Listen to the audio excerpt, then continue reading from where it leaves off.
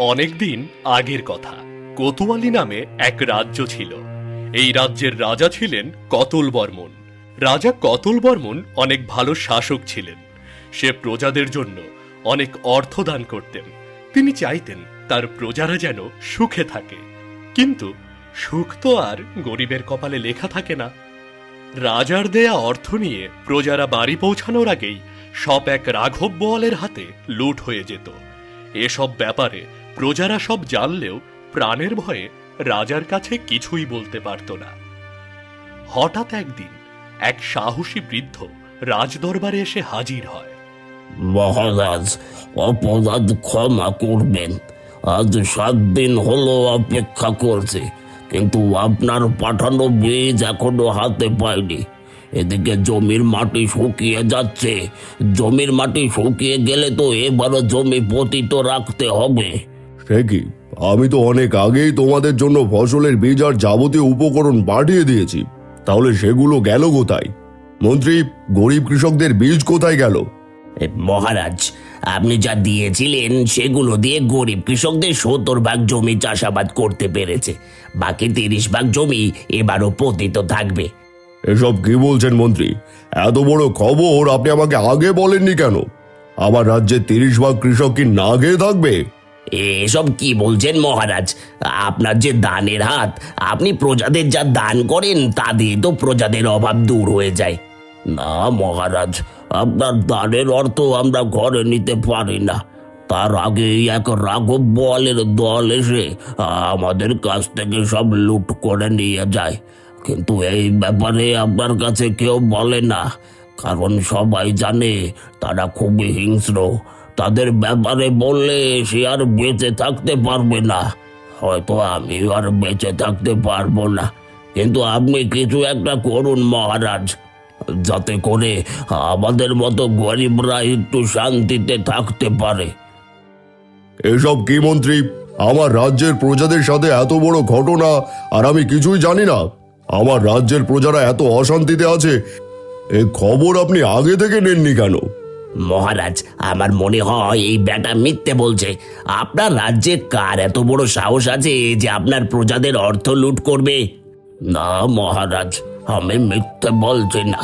আপনি আমাদের গ্রামে গেলে হয়তো আপনাকে কেউ সত্যটা বলবে না, কিন্তু আপনি সবার আর্থিক অবস্থা সম্পর্কে জানলে এমনিতেই বুঝতে পারবেন রাজ্যে সবাই কত কষ্টে আছে। ঠিক আছে, আমি এর সত্যতা যাচাই করব, আর এসব যদি সত্যি হয়ে থাকে তাহলে আমি এর উপযুক্ত ব্যবস্থা নেব। মন্ত্রী, তুমি এনাকে এক্ষুনি ফসলের বীজ দিয়ে দাও। পুরো রাজ্যের বাদবাকি 30 ভাগ গরিব কৃষকদের কাছে বীজ পাঠানোর ব্যবস্থা করো। জি হুকুম মহারাজ, এই চলো। মহারাজের জয় হোক, মহারাজের জয় হোক।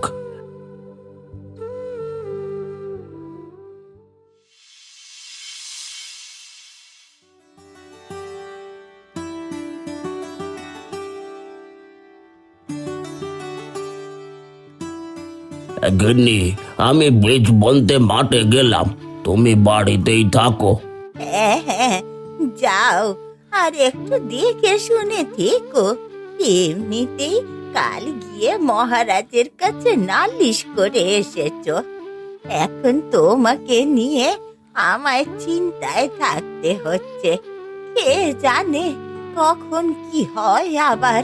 অত চিন্তা করে লাভ আছে? মরতে তো একদিন হবে। ওসব কথা কখনো মুখেও আনবে না। তুমি মরলে আমাকে কে দেখবে বলো তো?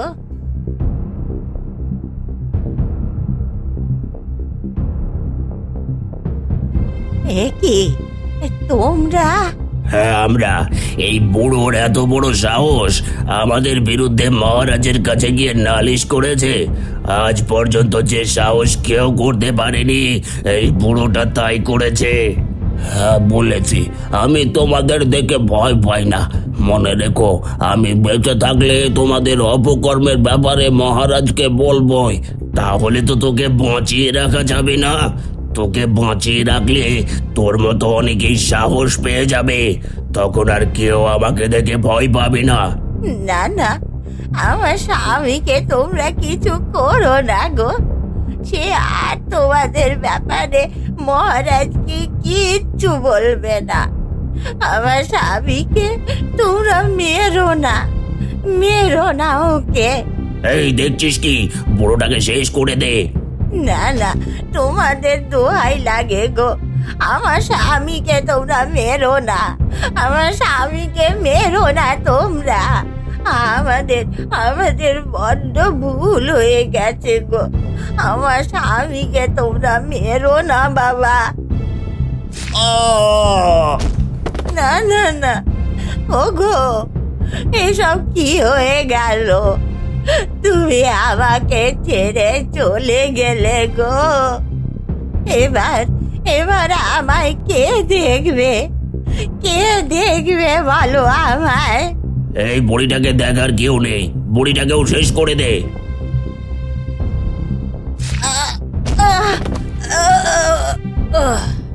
এবার চল।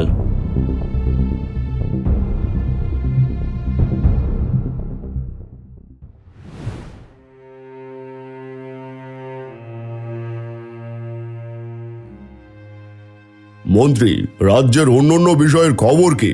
প্রজারা কি ঠিকমতো খাবার জল পাচ্ছে? সবাই তো এবছরে কোনো ফসল পায়নি, তারা কি পেট ভরে খাবার খেতে পারছে? মহারাজ, আমি আপনার দেওয়া অর্থ সবার মধ্যে সমানভাবে বিলিয়ে দিয়েছি। তাছাড়া তাদের সকল জলের সংকট দূর করেছি। এখন রাজ্যের প্রজারা অনেক সুখে শান্তিতে আছে। ঠিক আছে, তাহলে আমি এক সপ্তাহের জন্য বিশ্রামে যেতে চাই। আপনি এই এক সপ্তাহ পুরো রাজ্যের দায়িত্ব পালন করবেন, আর ভুলেও আমার বিশ্রামের ব্যাঘাত ঘটাবেন না। যথা হুকুম মহারাজ, আপনি নিশ্চিন্তে বিশ্রামে যেতে পারেন। আমি রাজ্যের সকল দায়িত্ব সঠিকভাবে পালন করব।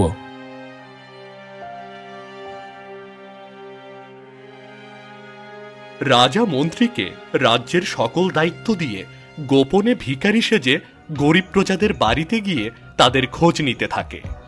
এই যে শুনছো, আমাকে কিছু খেতে দেবে? আমি অনেক ক্ষুধার্ত। খেতে দেব? খাবার কি গাছে ধরে যে খেতে দেব? আমরাই খেতে পাই না, আপনাকে কি খেতে দেব? কেন, তোমরা রাজার দেওয়া দানের অর্থ পাও না? সে তো তোমাদের সবার জন্য প্রচুর অর্থ দান করে। কি যে বলেন, আপনি কি এই গ্রামে নতুন? আপনি জানেন না রাজার দেওয়া অর্থ বাড়ি পৌঁছানোর আগেই রাঘব বোয়ালদের হাতে তুলে দিতে হয়। হ্যাঁ, আমি এই রাজ্যে নতুন এসেছি। তা তুমি কি বলবে সেই রাঘব বোয়ালটা কে? না না, আমি বলতে পারবো না। তাছাড়া সে তো মুখ ঢেকে আসে, আর যদি সে জানতে পারে আমি এ ব্যাপারে কাউকে কিছু বলেছি, তাহলে আমার আর রক্ষা থাকবে না। আপনি এখান থেকে চলে যান, আমি আপনাকে খেতে দিতে পারবো না। কে এই রাঘব বোয়াল, আমাকে খুঁজে বের করতেই হবে।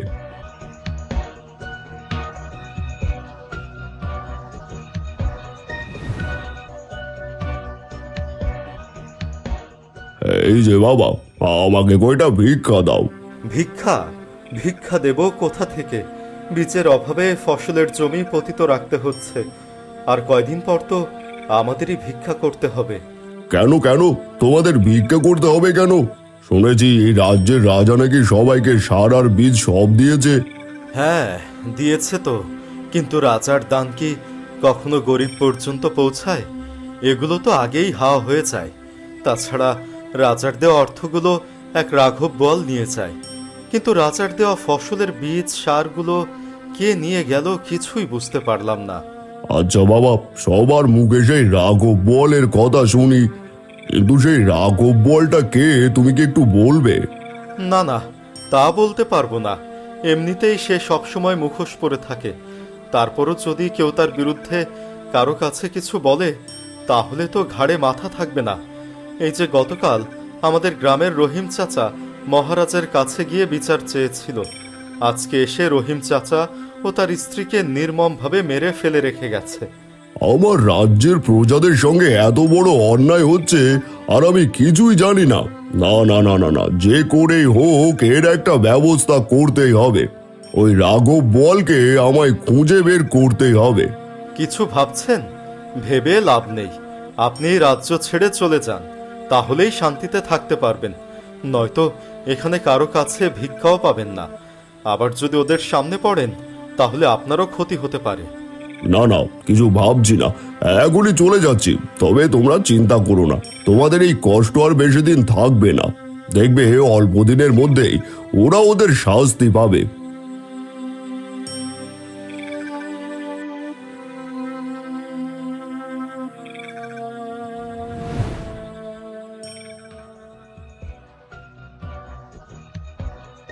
ছাড়বে না, ছাড়বে না, ওরা কাউকে ছাড়বে না, ওরা তোকেও তোকেও তোকেও মেরে ফেলবে, ছাড়বে না, ছাড়বে না। এসব কি বলছেন আপনি? হ্যাঁ ঠিক বলছি, ওরা ওরা কাউকে ছাড়বে না। যেমন ভাবে আমার আপনজনদের মেরে ফেলেছে তেমন করে সবাইকে মেরে ফেলবে, কাউকে কাউকে ছাড়বে না, কাউকে ছাড়বে না। ওরা কারা যারা আপনার আপনজনদের সবাইকে মেরে ফেলেছে? সে এক রাঘব বোয়াল, মুখ ঢেকে ঘোড়া চালিয়ে টাকবক টাকবক করে আসে। ওরা মানুষ নয়, ওরা হিংস্র, জানোয়ার, ওরা হিংস্র জানোয়ার। তার মানে ওই নিষ্ঠুরা এই মানুষটার পরিবারের সবাইকে মেরে এই মানুষটাকে পাগল বানিয়ে রেখেছে। একবার যদি ধরতে পারি, সবাইকে শুলে জড়িয়ে মারবো। আপনি চিন্তা করবেন না, এরপর থেকে ওরা আর কাউকে মারতে পারবে না। এবার ওদের বিচার হবে। সত্যি সত্যি বলছিস, ওদের বিচার হবে? সত্যি সত্যি ওরা শাস্তি পাবে? হ্যাঁ, ওদের কঠিন শাস্তি হবে। আপনি শুধু অপেক্ষা করতে থাকুন।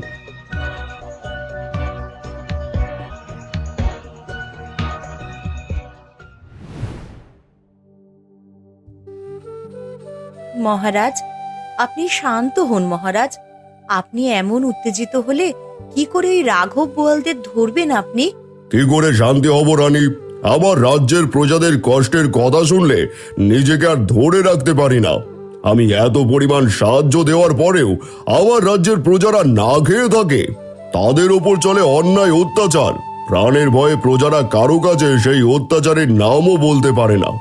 মহারাজ, আপনি এত চিন্তা না করে মন্ত্রী মশাইয়ের উপরে সব দায়িত্ব দিয়ে দিন, তিনি সব সামলে নেবেন। না রানী, আমি আর কাউকে বিশ্বাস করতে পারছি না। আমার মনে হয় রাজকর্মচারীদের মধ্যেই এমন কেউ আছে যে সবার চোখের আড়ালে সব অপকর্ম করছে। রাজকর্মচারীদের মধ্যে কে হতে পারে মহারাজ? আমি তো কাউকেই সন্দেহ করতে পারছি না। কেউ না কেউ তো আছেই, যে নিজেকে অনেক চালাক ভাবছে। আমি তার চালাকি ধরেই ছাড়বো, তারপর তাকে উপযুক্ত শাস্তি দেব। ঠিক আছে, এবার কিছু মুখে দিয়ে খানিক বিশ্রাম নিন। সারাদিন তো কিছুই মুখে দেননি মহারাজ। না রানী, আমি এখন কিছুই মুখে দেব না। কাল থেকে আমি রাজ্যের প্রতিটা জায়গায় ঘুরে বেড়াবো। কোনো না কোনো সময় ওদেরকে আমার সামনে আসতেই হবে। ঠিক আছে, তাহলে এবার আপনি বিশ্রাম নিন।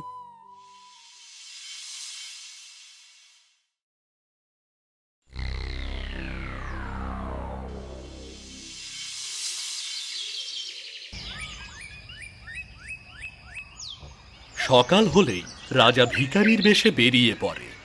এরপর রাজা গিয়ে এক গরিব প্রজার বাড়িতে উপস্থিত হয়। বাবা, আমাকে কিছু ভিক্ষে দেবে? সেই সকালবেলা বাড়ি থেকে বেরিয়েছি, কেউ কিছুই ভিক্ষে দিচ্ছে না। তুমি কয়টা ভিক্ষা দাও না। ভিক্ষা দেব কি করে?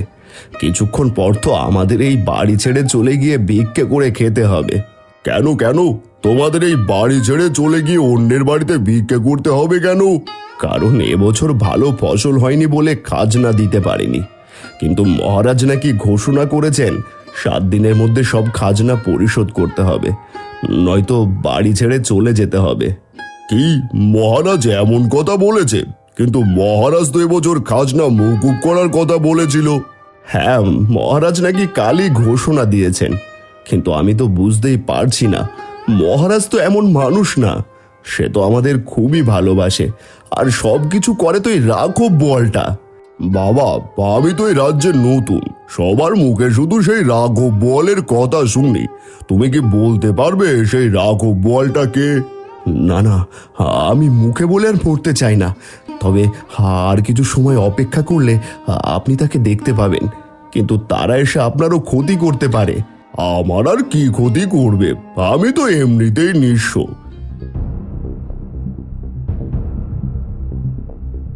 হে কি, আজকে তো রাঘব বোয়ালটা নেই, শুধু নিষ্ঠুর ডাকাতদের পাঠিয়েছে। এই তাড়াতাড়ি তোর জমির খাজনা দে। খাজনা দেব কোথা থেকে? এবার তো জমিতে কোনো ফসল হয়নি। তাছাড়া রাজার দেওয়া অর্থগুলো তোমাদের হাতেই তুলে দিয়ে এসেছি, এখন খাজনা দেব কোথা থেকে? কোথা থেকে দিবি তুই ভালো জানিস। তাড়াতাড়ি খাজনা বের কর, মহারাজের হুকুম, খাজনা দিতেই হবে। তোমরা কারা? তোমাদের দেখে তো রাজকর্মচারী মনে হয় না। এই ভিখারির বাচ্চা, আমরা কারা তোকে বলতে হবে? আমাদের সম্বন্ধে এর আগে কখনো শুনিসনি? না, শুনিনি, শুধু শুনেছি তোমরা নাকি অনেক হিংস্র। হ্যাঁ, আমরা অনেক হিংস্র, আর এটুকু জেনে রাখ, তার বেশি জানার দরকার নেই। আর শোন, আমরা এই রাজ্যের রাজার কথাই চলি না, আমরা আমাদের মহারাজের কথাই চলি। বাবা, আমার খুব জানার ইচ্ছে, তোমাদের সেই মহারাজটাকে। খবরদার, আর কখনো এমন ইচ্ছার কথা বলবি না, নয়তো তোকেও মেরে এই গ্রামের মাঝে ঝুলিয়ে রাখবো। এই, তুই তাড়াতাড়ি খাজনা দে, নয়তো এখনই বাড়ি ছেড়ে চলে যা। খাজনা দেব কোথা থেকে? আমরা এখনই বাড়ি ছেড়ে চলে যাচ্ছি। না না, তোমরা যাবে কেন? আচ্ছা, আমি যদি এদের খাজনা পরিশোধ করে দিই, তাহলে কি এদেরকে ছেড়ে দেবে? তুই একটা ভিখারি হয়ে কি করে এদের এত টাকা খাজনা পরিশোধ করবি? আমি আমার সারা জীবনের সঞ্চয় আমার সঙ্গে রেখেছি, তা দিয়ে তোমাদের খাজনার টাকা পরিশোধ হয়ে যাবে। তোমরা চাইলে এদের পরিবর্তের খাজনা আমি দিয়ে দেব। ঠিক আছে, তুই যদি ওদের খাজনা পরিশোধ করতে পারিস, তাহলে ওদেরকে বাড়ি ছেড়ে যেতে হবে না। এখানে অনেক পয়সা আছে, আশা করি এগুলো দিয়ে হয়ে যাবে। হ্যাঁ, তাই তো দেখছি, এখানে তো অনেক পয়সা। ঠিক আছে ঠিক আছে, এর বিনিময়ে ওদের ছেড়ে দিলাম। এই, তোরা চল।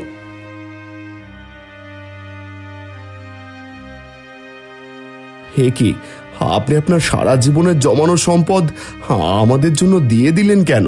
কারণ আমি ওদের মহারাজকে ধরতে চাই। আমি আপনার কথা কিছুই বুঝতে পারছি না। ওদের মহারাজ তো ভয়ঙ্কর দানব, সে নিমেষেই মানুষদের প্রাণ নিয়ে নেয়। আপনি তাকে ধরবেন কি করে, আর কেনই বা ধরবেন? বুঝতে পারছো না তো? ভালো করে দেখো আমি কে। হে কি মহারাজা, আপনি আপনি এই ভিখারির বেশে? হ্যাঁ, আমি এই ভিখারির বেশে রাঘব বোয়ালকে ধরতে এসেছি। কিন্তু মহারাজ, সে তো কখনো কাউকে তার মুখ দেখায় না, তাছাড়া সে কোথায় থাকে কেউ জানে না। আপনি কি করে তার কাছে পৌঁছবেন? তুমি ঠিকই বলেছ, ওদের কাছে পৌঁছানো এত সহজ না, কিন্তু এখন সহজ, কারণ আমি ওদের যে অর্থের ঝোলা দিয়েছি সেটাতে একটা ছিদ্র করে রেখেছি।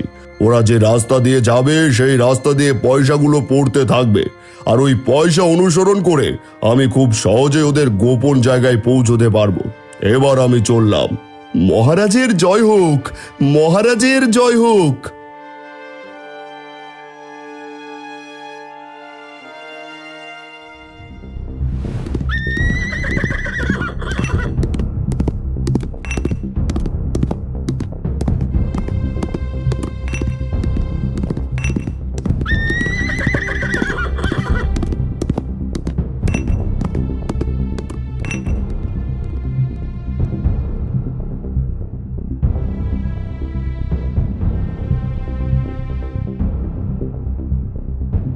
মহারাজ, আজকে গ্রামের সবার খাজনা আদায় করে নিয়ে এসেছি।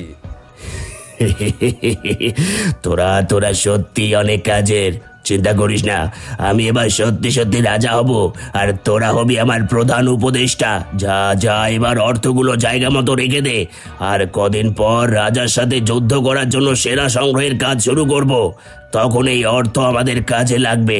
ঠিক আছে মহারাজ।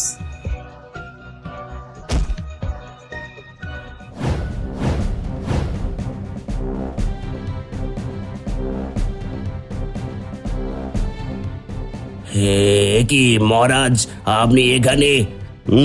আমি আর আমার রাজ্যের নতুন মহারাজকে দেখতে আসলাম, কিন্তু নতুন মহারাজের কণ্ঠটা কেমন জানি চেনা চেনা লাগছে।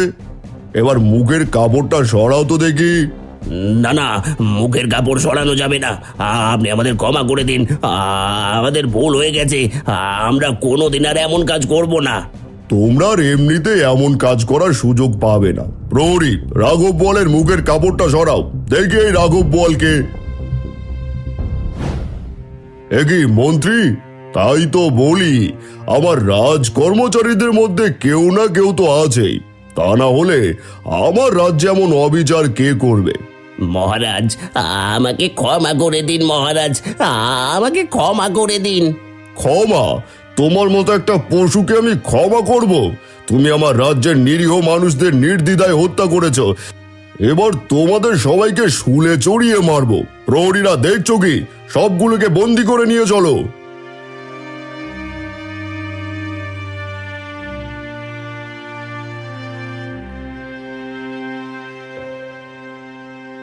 রাজা তার বুদ্ধি ব্যবহার করে রাজ্যের সেই গোপন রাঘব বোয়ালকে ধরে ফেলে, যার ফলে রাজ্য থেকে সকল অশান্তি দূর হয়ে যায়। এরপর থেকে প্রজারা সুখে শান্তিতে বসবাস করতে থাকে।